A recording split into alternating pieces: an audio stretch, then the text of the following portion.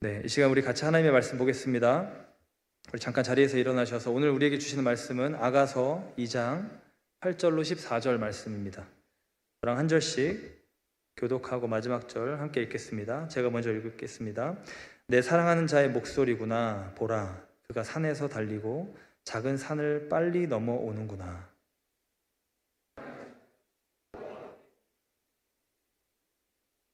위에 서서 창으로 들여다보며 창살 틈으로 엿보는 나의 사랑하는 자가 내게 말하여 이르기를 나의 사랑 내 어여쁜 자야 일어나서 함께 가자. 가을도 지나고 비도 그쳤고 지면에는 꽃이 피고 새가 노래갈 때가 이르렀는데 비둘기의 소리가 우리 땅에 들리는구나. 무화과 나무에는 푸른 열매가 익었고 포도나무는 꽃을 피워 향기를 토하는구나. 나의 사랑 나의 어여쁜 자야 일어나서 함께 가자. 함께 읽겠습니다.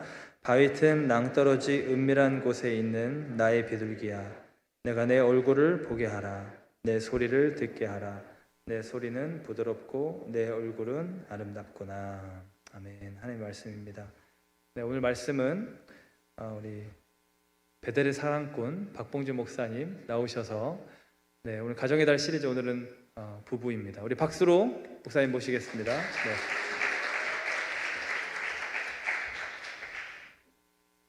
예, 부끄럽습니다. 이렇게 또 부끄럽게 사랑꾼이라고 소개해 주셔서요.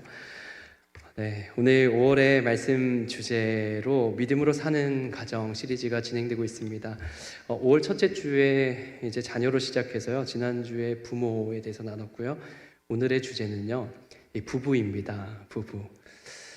여기에 우리 들로스 청년부의 부부인 분들이 있을 수도 있고, 그렇죠. 대부분은 다 지금 청춘 사업 중이시고 또 청춘 사업을 준비하시는 분들이실 텐데요. 오늘 이 부부의 관계, 결혼에 대한 이야기를 나누려고 합니다. 여러분들이 결국 가야 될 길인데 그 길에 있어서 말씀 앞에서 어떤 방향을 우리가 가지고 하나님 앞에 나아가야 되는지를 깨닫는 시간 되길 간절히 바랍니다. 여러분 질문할게요. 여러분은 결혼에 대해서 어떻게 생각하십니까? 결혼하면 마음으로 확 뭔가 부담감이 오는 그런 어떤 인생의 과업처럼 느껴지십니까? 아니면 결혼하면 와 정말 너무 좋겠지, 정말 좋겠지 이런 생각을 하십니까? 다양한 여러분들이 가지는 결혼관이 있을 거예요.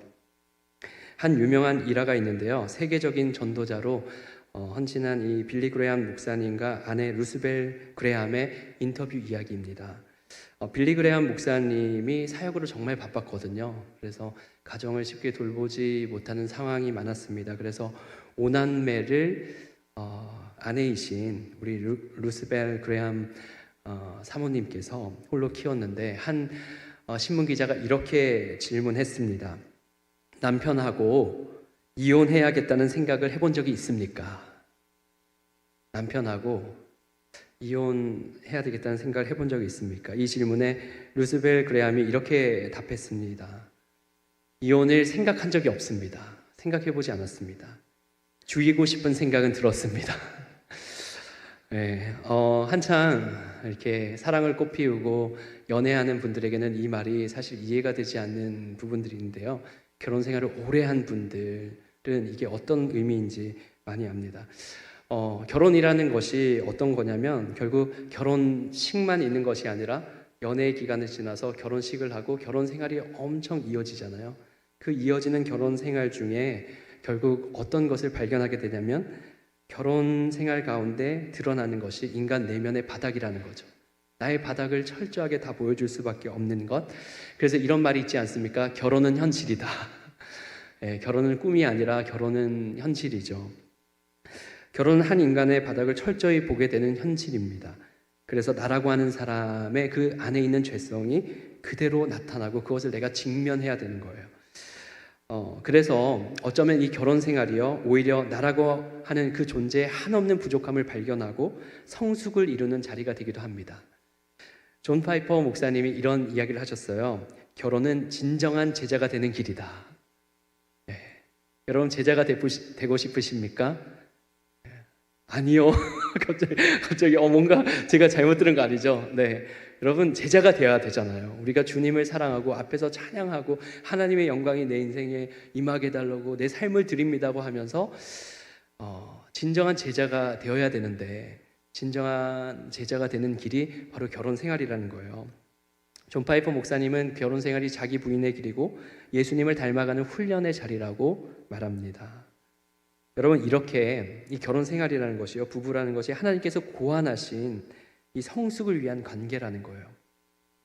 앞서 말한 빌리 그레함 목사님의 아내이신 루스벨 그레함 여사, 이분이요, 노스캐롤라이나 샬롯에 가면 이 빌리 그레함 라이브러리가 있습니다. 거기에 이제 빌리 그레함 목사님과 아내 되시는 루스벨 그레함이 같이 이렇게 묻혀 있는데, 거기에 묘비에 보면은 한자어로 오를 의라고 아내 이 그레함 사모님 거기에 이렇게 적혀져 있고, 그 아래에 이렇게 묘비에 이런 문구가 있어요.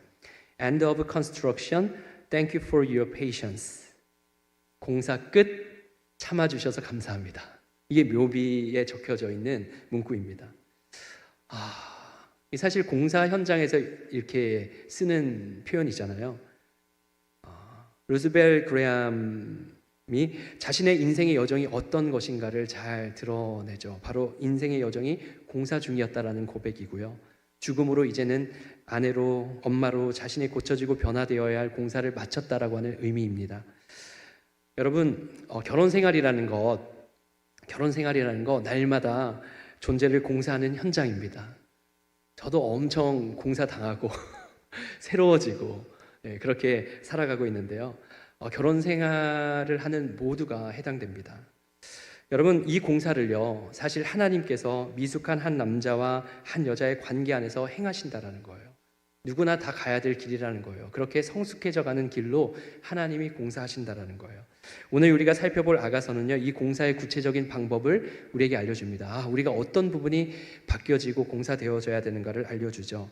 여러분, 우리가 살펴보는 오늘의 이 아가서는요, 솔로몬의 노래입니다. 솔로몬, 누구신지 알죠? 이 솔로몬 왕입니다. 솔로몬 왕이 술람미 여인이라고 하는 이 아가서 6장 13절에 나오는 이 여인이라고 하는 한 여자를 사랑한 노래가 이 아가서예요. 이 아가라고 하는 말의 한자어는요, 바로 우아한 노래입니다. 아가, 우아할 아자에 노래가, 그래서 우아한 노래라고 하는 뜻이에요. 여러분, 사랑 어떻습니까? 사랑하면요, 노래가 나오지 않습니까? 노래가 터져 나오잖아요. 연애를 시작하면 갑자기 삶이 정말 우울했는데 회색빛과 같은 내 인생이 컬러빛과 같은 일들, 기분이 너무나 좋고, 청춘 사업을 하면 그렇지 않습니까?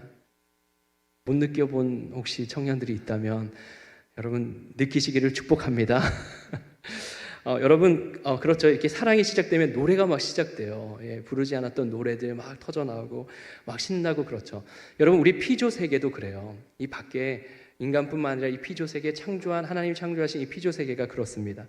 여러분, 아침에 지저귀는 새가 짹짹짹짹 하고 이렇게 지저귀잖아요. 이렇게 잘 때 아침에 막 일어나려고 하는데 새가 막 지저귀는 소리를 들으면 여러분 어떻게 그 소리를 들으세요? 또 아침이야 이렇게 들으세요? 여러분, 저는 그 짹짹짹 소리가요, 사랑해 사랑해 사랑해로 들립니다. 목사님 정신 나갔네. 지금 다 이런 표정으로 보시는데요. 저는 정말 그렇게 들려요. 새벽 예배 나올 때 짹짹짹 소리가 들리면 사랑해 사랑해 사랑해 이런 소리로 들립니다. 목사님 정신 나갔군요. 뭐 이렇게 생각하시는 것 같네요. 여러분, 여름철에 매미는 어떨까요? 여러분, 매미가 왜 그렇게 울까요? 사실은 매미가 실제로 짝을 찾는 소리, 그 소리로 왕왕대면서 소리를 냅니다. 사랑하는 존재의 특징, 사랑하는 사람의 그 반응은요, 사랑의 노래를 부를 수밖에 없습니다. 오늘 그 사랑의 노래 아가서입니다. 이 아가서에는 형식이 있습니다. 남자가 부르는 노래가 있고 여자가 부르는 노래, 이 파트별로 서로 주고받는 형식으로 아가서가 1장부터 8장까지 쓰여져 있어요. 그런데 놀라운 점은요, 이 아가서를 유대인들이 언제 읽냐면 6월절에 읽는 거예요. 여러분, 6월절이라고 하는 절기 아시죠? 6월절이라고 하는 절기가 400년 이상 이스라엘 자손들이 이 애굽 땅에서 노예로 바로 왕에게 압제당할 때 하나님께서 10번째 재앙을 주시기 전에 어떻게 하면 이 재앙이 넘어갈 수 있는지 알려주셨죠. 어린 양의 피를 좌우 문설 주에 그 가정에 바르면 그 죽음의 재앙이 넘어가게 될 거다. 그것을 믿고 말씀을 따른 그 가정 안에 있는 사람들은 그 죽음이 넘어갔습니다. 하지만 이집트에 있는 사람들은요, 그 말씀을 믿지 않았던 사람들은, 따르지 않았던 사람들은 그 바르지 않았죠. 죽음의 영이 임하고 죽음의 천사가 임하고 거기에 장자가, 애굽의 장자들이 죽어가는 그 죽음의 저주가 이 10번째 재앙이었습니다.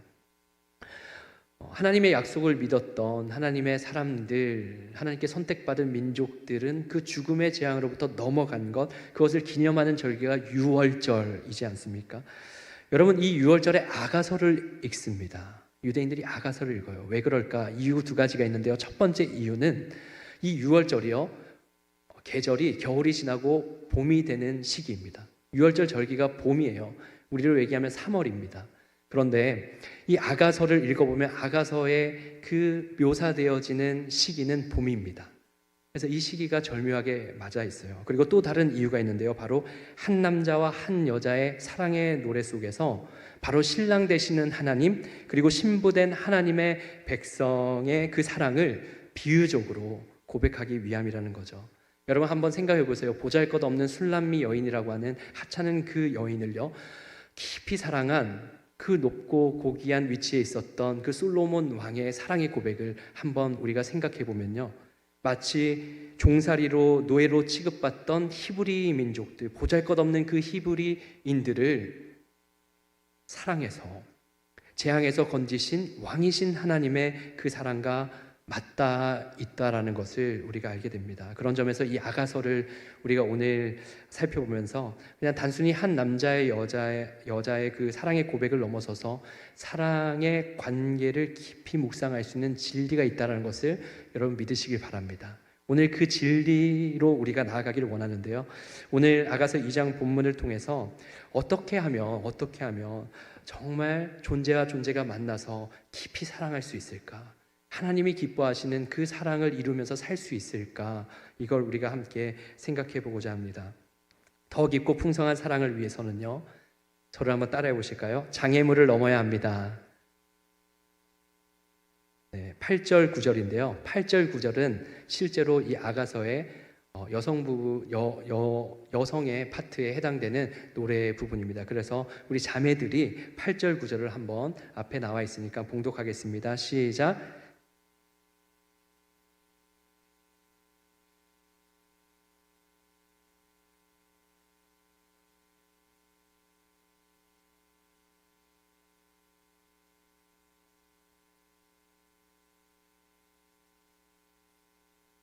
아멘. 8절 9절 잘 읽어주셨습니다. 아가서에서 이 여성이 부르는 파트에 해당되는 내용입니다. 여인의 고백이에요. 내 사랑하는 자가 어떻게 오고 있냐면 산에서 달리고 작은 산을 넘어서 가지고 그리고 벽 앞에 서 있는데 그 벽을 어떻게든 뚫고 들어오려고 하는 어떤 그런 모습을 묘사하고 있습니다. 여러분 8절과 9절 이 노래하는 여인과 남자 사이에 있는 산과 작은 산 벽이라고 하는 이미지를 한번 우리가 주목하길 원합니다. 여러분 산과 작은 산 벽이라고 하는 것은요, 장애물을 의미해요. 장애물. 특별히 벽이라고 하는 이 단어의 히브리어 원어는 코텔이라고 하는데요, 오늘날 실제로 이스라엘의 예루살렘의 통곡의 벽도 코텔이라고 불립니다. 여러분 그 벽 앞에 울잖아요. 그 벽 앞에 우는 사람들처럼 어떤 존재와 존재의 사이에 그 관계 안에 벽이 있어서 그 벽 앞에 주저앉아서 좌절하는 그런 것을 이야기합니다. 여러분 질문해 볼게요. 여러분이 생각하는 어떤 사랑의 관계에서 넘어가야 할 산, 작은 산, 벽, 호텔은 무엇입니까? 관계에 있어서 한 남자로 그리고 여자로 넘어가야 할 장애물, 그 호텔이 어디에 있냐면 사실 자기 자신 안에 많이 자리하고 있어요. 자기 자신 안에. 관계의 문제는 어디로부터 시작되는가? 나로부터 시작돼요. 비난은 타인을 향해서, 그 상대방을 향해서 하지만 사실 나로부터 시작됩니다. 내가 그 산을 넘지 못해서, 내가 그 벽 앞에서 더 이상 사랑하는 존재에게 더 다가가지 못해서 관계가 깊어지지 못하거든요. 내 안에 자리한 산과 벽이 무엇일까요? 여러분 이 산과 벽은 인간 내면의 무의식적인 영역에 자리하고 있습니다. 목사님, 사랑하면 장벽도 넘는다고 하는데, 국경도 넘는다고 하는데 너무 사랑의 힘을 약하게 보시는 거 아닙니까? 한동안은 그럴 수 있겠죠. 하지만 그 사랑을 한다고 하더라도 그 무의식 영역에 있는 벽이 어느 순간 문제를 일으키기 시작해서 관계의 지속성으로 나아갔을 때 결국 관계의 장애와 어떤 발목을 잡는 일들이 반복되어져서 일어난다는 거예요. 그 무의식 영역에 있는 산과 벽 때문입니다. 여러분, 예를 들면요, 이런 예가 있겠습니다. 여러분, 청춘 사업 하시면서 부딪히는 아주 쉬운 문제이죠. 왜 이렇게 연락을 잘 안 해? 분명히 나 사랑한다고 하면서 왜 이렇게 연락 안 해? 이러면서 뭐 바쁘다고 연락 안 하고, 처음에는 막 연락하더니, 이제 사귀고 나니까, 정말 별꼴이야. 이러면서 이제, 이게 막 속으로 막 생각하잖아요. 왜 이렇게 연락을 하지 않을까? 그런데 여러분 생각해 보면요, 그 어떤 남자든 여자든 형제든 자매든 연락하지 않는 그 안에는 혹시 이런 게 있을 수 있어요. 가정에서 부모님이 서로 자주 연락하지 않는 부모님 사이에서 자라났습니다. 근데 연락하지 않는다고 사랑하지 않는 게 아니라 서로를 신뢰해서, 너무나 신뢰해서 믿어줘서 서로 전화하거나 연락하는 것이 가정 안에서 별로 이렇게 그렇게 크게 다가오지 않는 가정 안에서 자라난 경우에는 이미 내면 안에 어떤 벽이 있냐면, 어떤 규칙들이 있냐면, 그냥 연락하지 않아도 우리 사랑하니까, 믿으니까, 신뢰가 있으니까, 이런 규칙들과 생각들이 있는 거죠. 그런데 어떤 경우에는 가정의 부모님이요, 자주자주 연락합니다. 회사에 나간 아빠가 엄마한테 자주 전화해서 잘 지내? 잘 있어? 이런 것들을 경험하면서 자라난 자매나 형제들은 자주 연락해야 되는 거 아니야? 자주 연락해야 사랑하는 거지, 관심을 보여야지, 이러한 규칙들이 자신 안에, 무의식 안에 벽으로, 산으로 자리하고 있다는 거예요. 그런데 대부분의 그 관계 안에는요, 이미 무의식적으로 자리한 그 규칙들이 있다는 것을 서로 모르면서 관계를 맺어갑니다. 그러니까 문제가 일어나는 거죠. 아니, 왜 이렇게 행동하냐고, 왜 내가 이런 기대를 하는데 이 기대대로 행동을 하지 않느냐고 서로 비난하고 화를 내면서 갈등이 일어납니다. 이렇게 내 안에 작은 산, 벽은 그렇게 자리하고 있어요.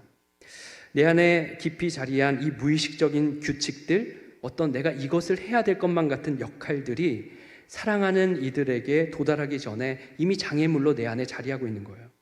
여러분, 사랑하는 대상에게 도달하기 위해서는요, 우리는 말씀처럼 그 산과 벽을 빠르게 넘어서 도달해야 됩니다.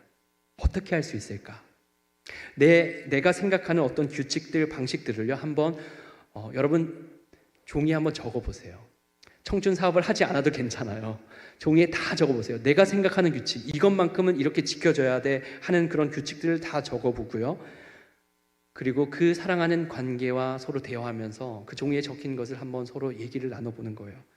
그런 대화로 산과 벽을 알아가야 된다는 거예요. 알아야 돼요.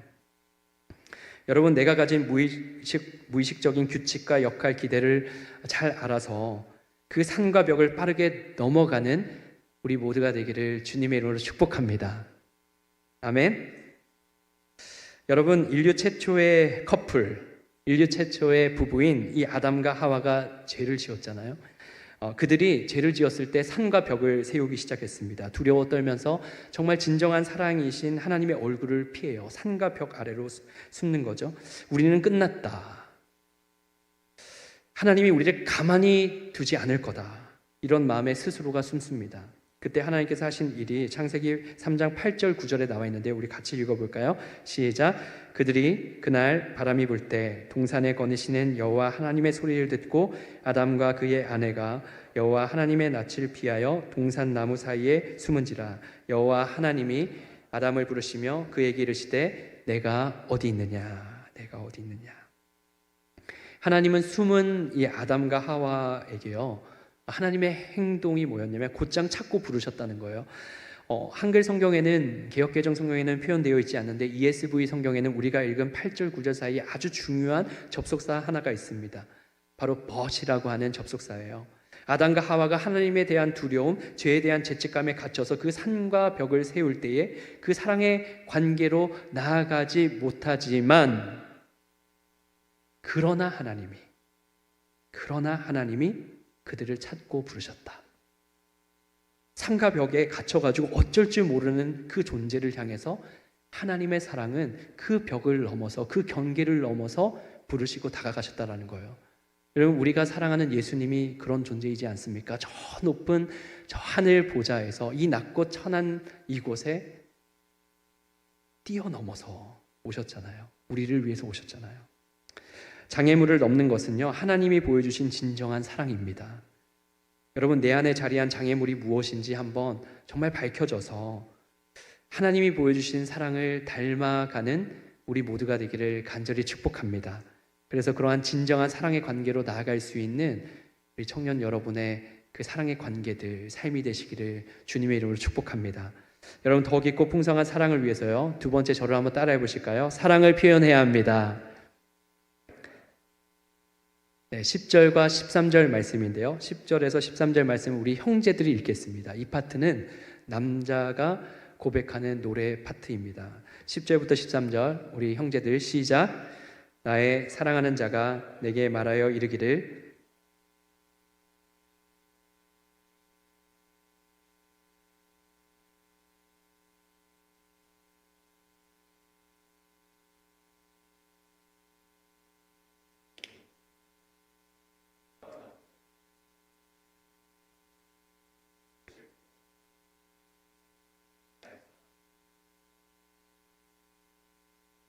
아멘.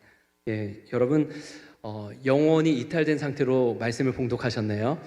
10절과 13절은요, 사랑의 노래입니다. 나의 사랑하는 자가 내게 말하여 이렇게 어떻게 이렇게 아무런 감정이 느껴지지 않게 이렇게 읽을 수 있을까 싶기도 한데요. 여러분, 그래 잘 읽으셨습니다. 10절과 13절은 이 남자가 사랑하는 여인에게 고백하는 말인데 10절과 13절을 보면요, 수미상관법이라고 해서 같은 표현이 위아래로 반복되어 있습니다. 그 반복된 표현은 나의 사랑, 내 어여쁜 자야, 일어나서 함께 가자입니다. 남자가 고백하는 거예요. 개역개정 성경 우리가 읽은 이 한글 성경에는요, 나의 사랑 내 어여쁜 자야 일어나서 함께 가자라고 번역되어 있지만 정확한 히브리어 원문을 찾아보면요, 함께 가자라고 하는 표현보다 나오라고 하는 표현이 더 원문 번역에 가깝습니다. 그래서 새번역 성경에는 아가서 2장 10절을 다르게 번역해서 조금 더 나오라고 하는 표현을 써서 번역하는데요, 이번에 우리 형제들이요, 한번 정말 영혼을 담아서 우리 마음을 담아서 2장 10절 새번역 버전을 한번 읽어보겠습니다. 시작.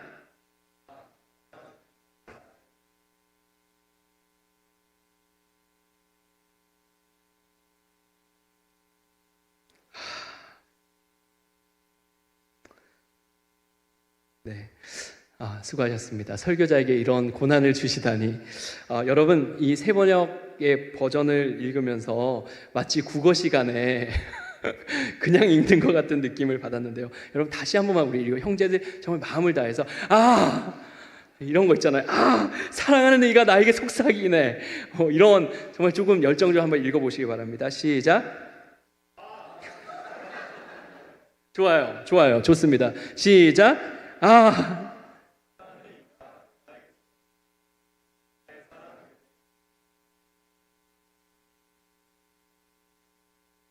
감사합니다. 수고하셨습니다. 더 하지 않겠습니다. 여러분, 이 말씀에서요, 사랑하는 여인에게 일어나서 어서 나오라고 요청하고 있죠. 여러분, 이렇게 요청하는 이유가 무엇일까요? 이 말씀의 배경을 가만히 생각해 보면요, 일어나서 나오라고 한 이유는 이 사랑의 고백을 듣는 여인이 잠들어 있는 상태이기 때문입니다. 잠든 상태예요. 그리고 이 요청을 하면서 남자가 계절의 시기를 이야기합니다. 11절에서 13절은 계절을 묘사하고 있어요. 겨울도 지났고 지면에 꽃이 피고 새들이 노래하는 상황, 그리고 무화과 나무에 푸른 열매가 있고 또 포도나무는 꽃을 피워 향기를 토한다라고 이 계절에 대해서 고백하고 있잖아요. 여러분, 계절은 때를 알려주는 거죠. 잠들어 있는 여인이 더 이상 잘 때가 아니라고, 이제는 일어나서 함께 봄을 느끼면서 함께 걸어가야 할 때라고 그렇게 알려주는 표현입니다. 여러분, 우리는 여기서 사랑의 관계 안에서 반드시 필요한 애정어린 격려와 사랑의 구애를 묵상하게 돼요. 관계가 사랑으로 더 풍성하려면요, 반드시 적극적인 표현과 격려가 관계 가운데 필요합니다. 여러분, 어떤 경우에는요, 내가 사랑하는 그 존재의 대상에 그 영혼이 꽁꽁 얼어있는 경우가 있어요. 마치 겨울철에 움직이지 않는 동면하는 동물처럼요, 멈춰 있는 영혼이 있다라는 거예요. 너무나 사랑에 목말라서 아무런 사랑의 음성을 듣지 못하고 성장해서 잠들어 있는 듯한, 아무런 반응이 없는 듯한 그런 영혼이 있습니다. 그런 사람에게 사랑한다고 일어나서 깨어날 때가 되었다라고 하는 그 사랑의 고백이 거듭거듭 들려지지 않으면요, 여전히 잠들어 있는 상태가 되죠. 여러분에게 질문합니다. 여러분은 사랑하는 어떤 존재에게 어떻게 표현하고 싶으세요? 여러분은 살면서 사랑해라고 하는 표현을 얼마만큼 많이 하셨습니까? 여러분, 관계를 더 풍요롭게 하려면요, 결국 무엇보다 존재에 대한 감탄의 말이 고백되어져야 돼요. 오늘 아가서에 나오는 이 반복된 표현처럼 나의 사랑, 나의 어여쁜 자야. 나의 사랑, 나의 어여쁜 자야. 이 외치는 경이로운 감탄의 말이 상대에게 들려줘야 된다는 거예요. 존재를 향한 경이로움이 이 고백에 담겨 있잖아요. 사랑하는 존재를 향한 감사와 감탄이 말로 행동으로 표현될 때 관계는 풍요로워지게 됩니다. 여러분, 한번 연습해 보면 좋겠어요. 우리가 이 둘러스 청년부 사부 예배 때 한번 연습해 보길 원하는데요. 제가 1부, 2부, 3부 우리 나이가 많으신 어르신들도 다 연습을 시켰습니다. 오늘 이제 여러분들의 차례입니다. 제가 뭘 연습을 시켜 드릴 거냐면요, 두 손을 한번 들어 보실래요? 이렇게 들으셔서요, 이렇게 하는 거예요. 이야. 왜 안 하세요? 시작. 이야. 이 감탄인 거예요, 감탄. 자, 다시 한번 해보겠습니다. 이야. 왜 안 하세요? 이야까지 해야지. 자, 다시. 이야. 네. 이야가 아니고, 이게 아니고, 이야. 이 감탄입니다. 자, 연습했으니까 우리 전후좌우 보시면서 존재를 향해서 한번 감탄해 보겠습니다. 시작. 이야. 다시 한번 해보겠습니다. 이야. 여러분, 왜 안 하세요? 네. 뭐 억지로 시킬 수는 없으니까 여러분 마음이죠. 여러분, 이하라고 감탄하는 거, 누군가의 어떤 존재를 보고 내가 감탄하는 거, 여러분, 이 존재를 향한 이 감탄이요, 사실 하나님께서 여자를 창조하실 때 있었던 일입니다. 하나님께서 여자를 창조하시고요, 그 여자를 데리고 남자 이 아담 앞으로 데리고 왔을 때 이 아담이 외친 소리예요. 창세기 2장 23절입니다. 아담이 이르되 이는 내 뼈 중에 뼈요 살 중에 살이라.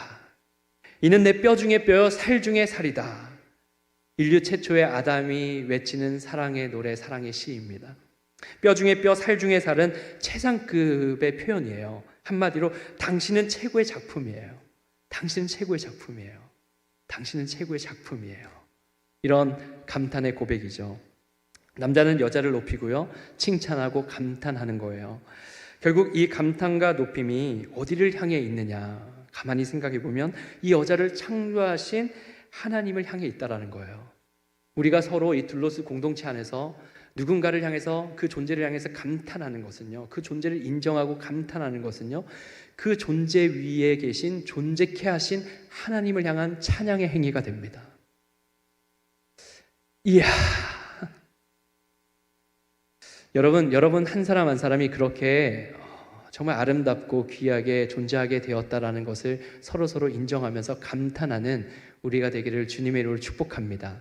그게 하나님을 높이는 행위라는 거예요. 한 부부의 이야기를 하고 싶습니다. 한 부부의 이야기입니다. 한 아내가요, 자존감이 너무나 낮고 자신감이 없는 성격을 지녔어요. 남편이 늘 아내를 향해서, 그런 아내를 보면서 그래도 앞서 얘기했던 그 감탄, 존재에 대한 감탄, 사랑을 늘 고백하니까 이제 아내가 변하기 시작하는 거예요. 와, 아내가 변하기 시작해요. 나의 사랑, 나의 어여쁜 자야. 이러한 고백, 이런 고백들이 그 여인에게, 그 아내에게 점점 내면화되고 그 영혼에 들려지기 시작하는 거예요. 변화가 일어날 수밖에 없죠. 그런데 나중에 보니까 이 아내가 된 사람의 과거를 보니까 자존감이 낮고 자신감이 없었던 이유가 있었어요. 바로 어릴 적에 아버지로부터 계속 들었던 소리였습니다. 아버지로부터 아이고 못나나, 아이고 못나니, 이런 못생겼다라는 얘기를 계속 거듭 듣다가 자라나니까 그 말에 눌려서 영혼이 짓눌려 있었던 거죠. 그 영혼 깊숙이 상처로 박혀 있었던 거예요. 그런데 그 상처가 사랑하는 남편을 만나서 그 고백에 의해서 치유를 받는 거죠. 여러분, 목회 심리치료사인 하빌 핸드릭스 박사가 이렇게 얘기합니다. 건전한 결혼은 어린 시절 해결되지 않는 상처를 감싸주는 기회이다. 여러분, 결혼은 정말 멋진 겁니다. 결혼은 부담스러운 게 아니고요. 결혼은 정말 멋져요. 한 사람을 치유하는 그 놀라운 일이 결혼 생활 안에 벌어질 수 있어요. 치유로서의 결혼이란 개념이 있습니다. 결혼이 시간이 지나면서 가장 강력한 치유 인자가 된다는 거예요. 존재를 향한 아담의 외침이 이렇게 회복될 때, 서로의 존재를 향한 감탄이 있을 때 이런 게 가능하죠. 여러분, 잠언 16장 24절 말씀입니다. 우리 같이 한번 읽어볼까요? 시작. 선한 말은 꿀송이 같아서 마음에 달고 뼈에 양약이 되느니라. 아멘. 선한 말은 꿀송이 같대요. 사랑의 고백, 좋은 말, 이런 것들은 정말 꿀송이 같아서 마음에 달아요. 너무나 좋아요. 사랑해, 사랑해, 이런 소리를 듣기 싫어하는 사람이 어디 있어요? 그 소리 너무나 듣고 싶죠. 그런 사랑해와 같은 그 존재를 인정하고 고백하는 말들이요, 꿀송이와 같이 마음에 단데, 보세요, 뼈에 양약이 된대요. 이 뼈는요, 영혼을 의미합니다. 육체를 얘기하는 게 아니라 그 영혼 깊숙한 곳에 자리하고 있는 그 뼈에까지 양약이 되는 거예요. 약이 됩니다. 여러분, 저는 결혼 생활을 한 지 13년이 됐습니다. 제가 1부에서 3부까지는 얘기하지 않았는데 우리 4부 청년들에게는 조금 오픈해서 얘기할 수 있을 것 같아요. 저는 결혼한 지 13년 됐거든요. 결혼하고 두 사람이 이렇게 만나가지고요, 아주 대의를 가진 부부였습니다.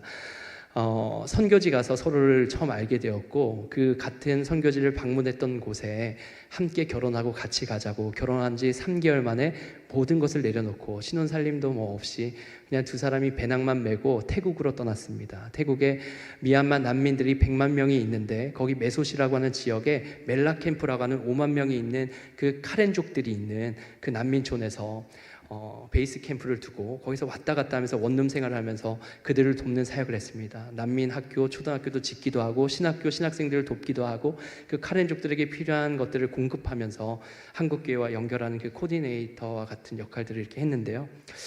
그 일들을 하면서 있었습니다. 결혼한 지 이제 얼마 안 돼서 태국에 갔는데, 그 태국에 있는 메소 지역은 한국 사람이 아무도 없어요. 한국인이라고 하면 우리 부부밖에 없었습니다. 두 사람만 있었죠. 24시간 같이 붙어 있습니다. 여러분, 어떤 일이 벌어졌을까요? 내 안에 있는 벽과 산이 얼마나 많은지 넘지 못하겠는 거예요. 아내랑 갈등이 일어나기 시작합니다. 살아가는 그 환경도 원룸이니까 도망갈 데도 없어요. 화장실로 갈 수도 없어요. 원룸에 생활하는데 제가 마음이 막 불이 일어나가지고 뛰쳐나갔어요. 그리고 나가서 그 원룸 있는 그 아파트 앞에 이렇게 조금 안에 공간이 있었는데, 그 공간을 돌면서 제가 하나님께 이렇게 기도합니다. 하나님, 왜 이 여자를 만나게 하셨습니까? 하나님, 이 여자를 왜 만나게 하셨어요? 이런 마음이 제 안에 막 일어나는 거예요. 여러분, 그런 마음의 상태를 가지고요, 정말 치열하게 우리 부부가 싸웠습니다. 24시간 같이 붙어 있으면서 하루는 산족에 올라가서 3시간 비포장 도로를 거쳐서 그 카렌족들이 있는 그 산족 마을에 가서, 그곳은 우기가 오거나 이러면은 밑으로 내려와서 식량을 구하기가 어렵기 때문에 그들에게 이 쌀을 전해주고 여름 성경학교를 하기 위해서 올라갔습니다. 현지인 사역자들과 함께 올라가서 일주일 정도 그곳의 산속 깊은 곳에서 아무것도 없어요. 그런 곳에 머물렀습니다. 부부가 같이 이렇게 머무르는데 그때도 싸웠어요. 현지인 사역자들 열심히 사역시키고 우리 부부는 서로 말이 없습니다. 이미 마음이 상해서 어떤 일인지는 지금 기억이 안 나네요. 그런데 그런 그 좋지 않은 감정들을 가지고 막 이렇게 하고 하나님의 일을 한다고 선교를 한다고 하는데 계속 마음 안에 갈등이 있는 거예요. 내 안에 벽과 산을 넘지 못해서. 그래서 내 안에 벽과 산을 넘지 못하고 갈등이 있는 그런 상태에서 사역은 잘 마쳤습니다. 마치고 내려왔는데 일이 터졌어요. 제가 산속에서 사역을 하다가 댕기 모기에 물렸던 거죠. 돌아오자 숙소에서 저는 쓰러졌습니다. 4일 동안 아무런 의식이 없을 정도로 4일 동안 열이 펄펄 끓고 계속 토하기만 하고 먹지도 못하고 그냥 침대에서 정말 사경을 헤맸어요. 제 제정신이 아니었어요. 지금도 그냥 잠깐 일어나서 화장실에서 그 변기 붙잡고 토했던 기억밖에 안 나요. 그런데 짧은 필름처럼 기억나는 것이요. 제 아내가 열이 펄펄 나는 저를 온몸을 다 벗겨가지고 차가운 수건을 다 제 몸을 닦이면서 하나님께 부르시니 하나님 정말 살려달라고, 내 남편 살려달라고. 병원도 없었어요. 그 사이를 그렇게 보내고 제가 겨우 기력을 찾고 일어나서 그 난민들이 가는 난민병원이 있거든요. 메타우 클리닉이라고 난민들이 무료로 가는 클리닉이 있습니다. 그래서 그 클리닉에 겨우겨우 일어나서 가서 보니까 댕기열이라고 이렇게 판명이 됐어요. 그리고 이렇게 좀 회복을 했는데요. 저는 제 아내와 그렇게 갈등이 있었지만 결혼 생활하면서 결국 제가 깨달은 것이 와, 아내가 내 생명의 은인이구나, 이렇게 고백할 수밖에 없는 거예요. 아내가 있어서 내가 살아남았구나, 이런 고백을 합니다. 여러분, 서로에게 정말 도움이 필요한 존재, 홀로 살아갈 수 없는 존재라는 것을 우리가 잘 알지 않습니까?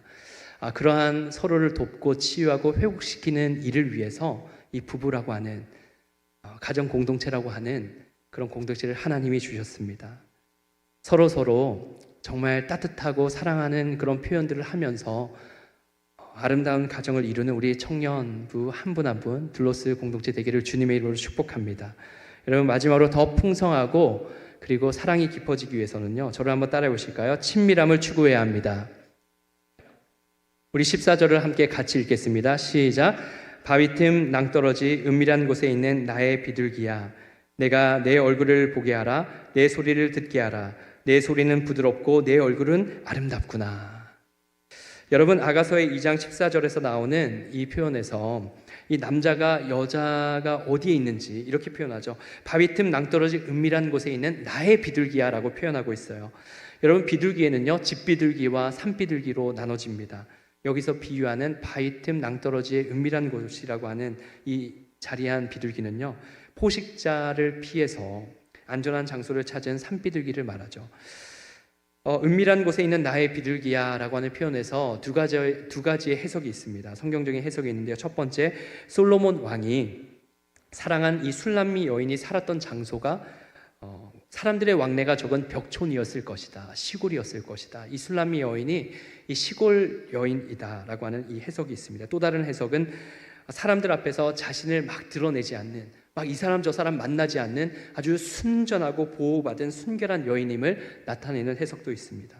근데 무엇보다 이 해석인지 저 해석인지 이걸 떠나서 이 남자가 간절하게 이 여인이 있는 곳에 가서 그 여인의 얼굴을 보기 원하고 그리고 그 여인의 목소리를 듣기 원한다라고 하는 이 친밀함의 애정을 표현하고 있어요. 여러분, 누군가의 얼굴이 보고 싶다. 분명히 봤는데 누군가의 얼굴이 보고 싶다. 그리고 누군가의 목소리가 듣고 싶다. 분명히 목소리를 들었는데 또 목소리가 듣고 싶다. 그런 생각이 찾아올 때 존재와 존재가 서로 친밀함을 향한 이 감정과 생각이지 않습니까? 여기에는 어떤 이해관계나 그 존재에 대한 능력이나 힘에 대한 관심은 없죠. 그냥 그 존재를 향해서 그냥 보고 싶다, 그 존재의 목소리를 듣고 싶다, 이거잖아요. 조건이 아니라 그 존재 그 자체와 친밀해지고 싶은 마음입니다. 여러분, 이 친밀함이 정말 중요한데요. 많은 경우 부부들이 결혼 생활을 하면서 이 친밀함을 놓치는 경우들이 많다라는 거예요. 여러분, 이 친밀함은 마치 살아있는 식물과 같습니다. 조심스럽게 키우지 않으면 시들어 버리는 거죠. 평생의 반려자를 선택하는 10가지 방법이라고 하는 책을 쓴 닐 클락 워렌이요, 이렇게 얘기해요. 친밀함의 결연은 결혼의 첫 번째 적이다.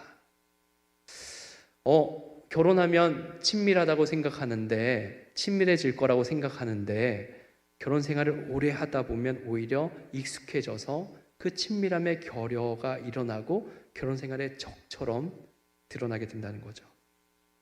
여러분, 두 사람은요, 결혼으로 끝나는 것이 아니라 사실은 연애로부터 시작해서 결혼을 하고 그때부터 시작해서 더 서로를 깊이 알아가는 과정을 시작하게 되는 거예요. 그래서 더 긴밀한 관계를 이 부부 안에서 남편과 아내가 유대 관계를 형성하지 못하면요, 성경에서 말하는 한 몸을 온전히 이룰 수가 없습니다. 우리는 한 몸을 이룬다고 해서 어떤 육체적인 한 몸을 이루는 정도로 생각할 수 있는데 그게 아니라 한 몸, 정말 하나가 되는 일은요, 정말 계속해서 지속적으로 나아가야 되는 일이라는 거예요. 여러분, 친밀함이 없다면 한 지붕 아래 산다고 하더라도요, 고립되고 외롭습니다. 분명히 이런 경우 있잖아요. 연애를 하는데도 갑자기 외로움이 찾아오는 경우가 있잖아요. 결혼 생활을 하는데도 갑작스럽게 결혼 생활을 하는데도 외로움과 고독함이 찾아오는 경우가 있어요. 친밀함이 제대로 작동되지 않아서이죠. 여러분, 어떻게 하면 이 관계의 친밀함을 높일 수 있을까요? 어떻게 하면 사랑하는 그 존재와 친밀함을 높일 수 있을까? 여러 가지 방법이 있습니다. 첫 번째는 시간을 함께 보내는 거, 그리고 의미 있는 어떤 신체적인 접촉을 하는 거, 서로 잘 들어주고 공통적인 어떤 경험을 하는 거, 이런 방법들이 있는데요. 제가 여러분들에게 제시하는 것, 그리고 여러분들이 앞으로 꼭 기억해야 될 방법, 오늘 성경적인 한 가지 방법을 여러분들에게 제안하고 싶습니다. 바로 사랑하는 그 존재와 존재가 서로를 위해서 기도하는 거예요.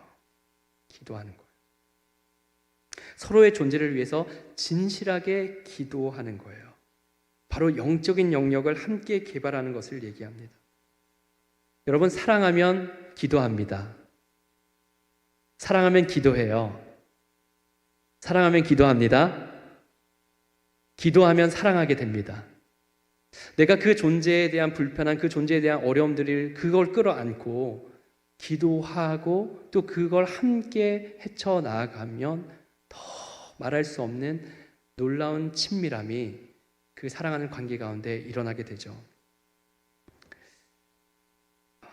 제가 정말 부족하고 연약할 때 제 아내가 정말 많이 기도해 주거든요. 제가 정말 힘겨운 어떤 순간에 제 아내가 정말 많이 기도해 줍니다. 그런데 제 아내도 연약해서 힘겨울 때가 있어요. 그럴 때 정말 아내를 위해서 기도를 해주는데 서로 이렇게 기도를 하면서 놀라운 일들을 많이 경험하게 되는데요. 여러분, 제가 어떤 그 치유의 은사가 있거나 막 그러지 않는데 신기하게 제 아내에게는 그 치유의 은사가 잘 나타나요. 정말 신기해요. 제 아내가 정말 힘겹고 감기에 걸려서 막 이렇게 힘겹고, 아니 그걸 떠나서 좀 정신적으로 정말 눌리고 우울하고 힘겨울 때 그 옆에서 눈물을 흘리면서 아내를 붙잡고 기도를 하는데 놀라운 것이요, 강력한 하나님의 치유가 저희 부부 안에 임해서 그 아내가 순식간에 낫는 그런 역사들이 우리 부부 안에 경험되어진 일이 있습니다. 여러분, 사실 정말 이게 어떻게 가능할까? 하나님이 계시기 때문이잖아요. 부부가 서로 하나님을 의지하면서 하나님께 기도할 때 하나님의 역사를 함께 경험하는 거야말로 가장 큰 관계의 친밀함으로 자리 잡게 됩니다. 여러분, 많은 경우가요, 이렇게 커플과 커플 아니면 누군가 이렇게 만나다가 어느 정도 시들해지면요, 거짓된 친밀함에 빠져서 살아가는 경우가 많습니다. 분명히 내가 사랑해야 할 대상은 이 대상인데 사실 거짓된 친밀감으로 다른 걸 사랑하는 거예요.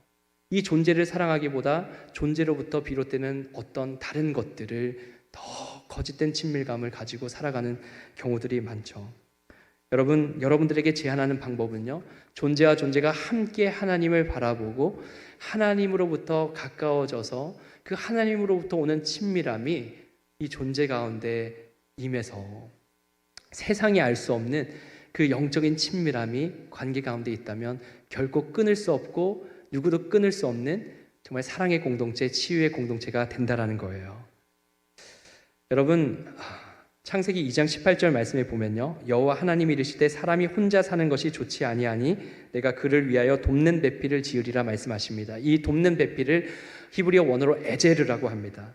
왜 하나님께서 이 에제르를 주셨을까? 이 아담에게 왜 에제르를 주셨을까? 아담이 도움이 필요한 존재라는 거예요.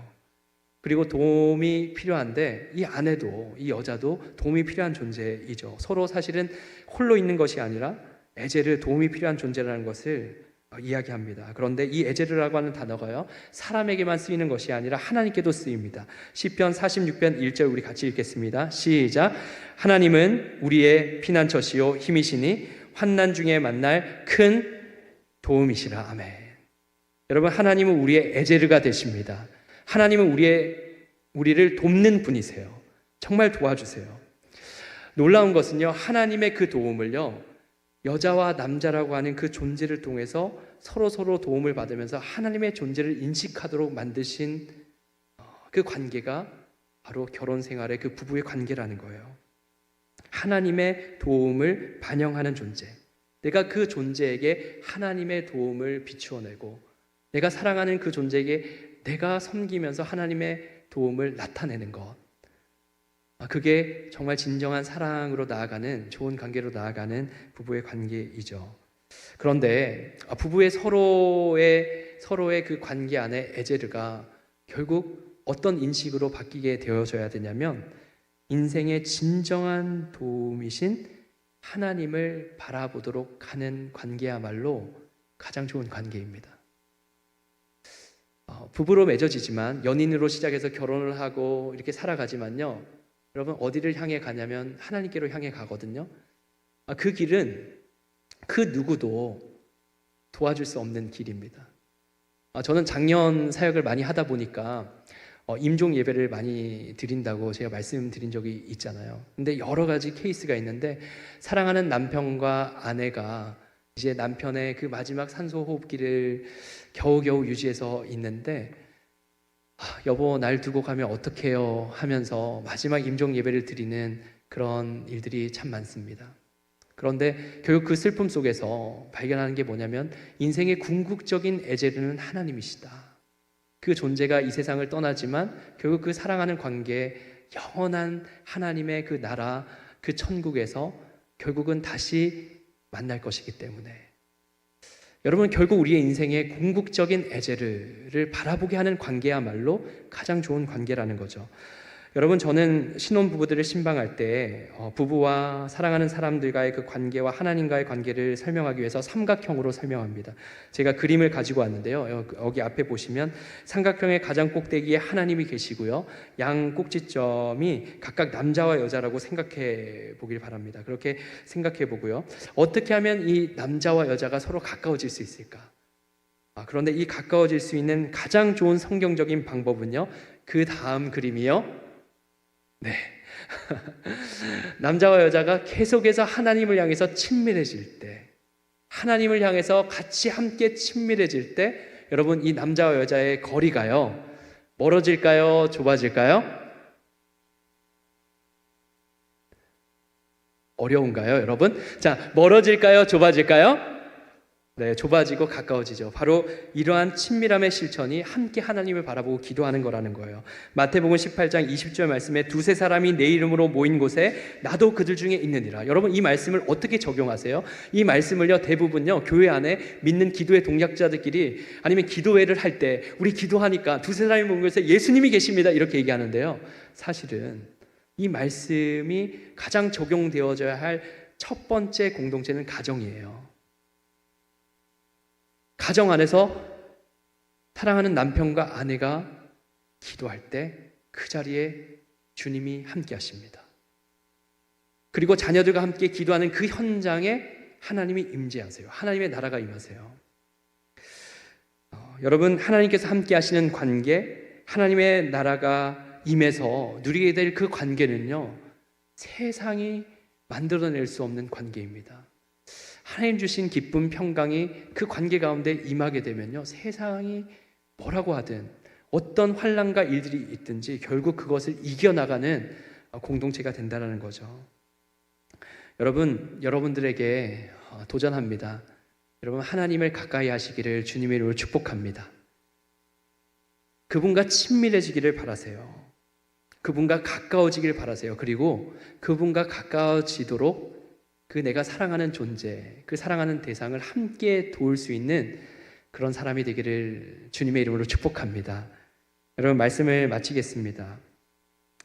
여러분, 우리가 왜 서로 정말 다른 사람들이 만나서 가정을 이루고 연애를 하고 결혼을 하고 그렇게 살아가야 될까? 그건요, 바로 서로의 존재를 통해서 하나님 앞에 성숙해지기 위함입니다. 앞서 설교의 서두에서 얘기한 것처럼, 이 루스벨 그레함의 묘비에 나온 것처럼 공사 중이라는 거예요. 공사 중. 우리 모두가 공사 중입니다. 완벽한 배우자도 없고 모두가 다 만들어져 가고 고쳐지고 있는 중입니다. 여러분, 공사 중이라는 것을 가만히 생각해 보면 은혜의 증거예요. 왜냐하면 공사 중이라는 것은 하나님의 손이 그대로 있다라는 거예요. 하나님의 손이 떼지 않았다는 거예요. 공사가 맞춰지지 않았다는 거잖아요. 공사 중이라는 것이 얼마나 큰 은혜인지. 여러분, 오늘 말씀을 나눴던 세 가지를 한번 기억해 보시기 바랍니다. 첫 번째, 내 안의 장애물을 넘어야지만 우리가 더 깊은 사랑의 관계로 나아갈 수 있다는 거예요. 상대를, 타인을 바꾸기 전에 내 안에 있는 어떤 벽이 있는지를 돌아보면서 사랑의 시작에 그 걸음을 떼는 저와 여러분 되길 바랍니다. 두 번째는 사랑은 표현해야 돼요. 정말 존재로부터 감탄이 일어나길 바랍니다. 이야! 저를 한번 따라해 보세요. 이야! 고맙습니다. 여러분 노력하시는 거 잘 알아요. 저도 열심히 노력했습니다. 여러분, 사랑은 마음속에 있을 때, 이렇게 마음속에만 있을 때 상대에게 닿지 않잖아요. 아담이 하와를 보고 이렇게 감탄하면서 노래했듯이요. 오늘 내가 사랑하는 그 대상을 향해서 마음의 소리를 내어서 한번 전해보시길 바랍니다.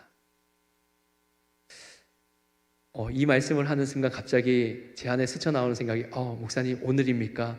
오늘 제가 그 마음에 품었던 그 남자 여인의 그런 말이 아닙니다. 그런 말이 아니라 오늘이 아닐 수 있어요, 여러분. 전 그걸 얘기하는 게 아니에요, 여러분. 잘 생각하세요. 그게 아니에요. 더 기도하세요. 더 기도하세요. 여러분, 그게 아니라 우리가 정말 진정한 사랑으로 나아가기 위해서는 잘 표현해야 된다는 이야기입니다. 오늘 아닙니다. 여러분, 친밀함을 추구해야죠. 우리의 친밀함, 혹시 거짓된 친밀함으로 우리가 속고 있는 것은 아닌지.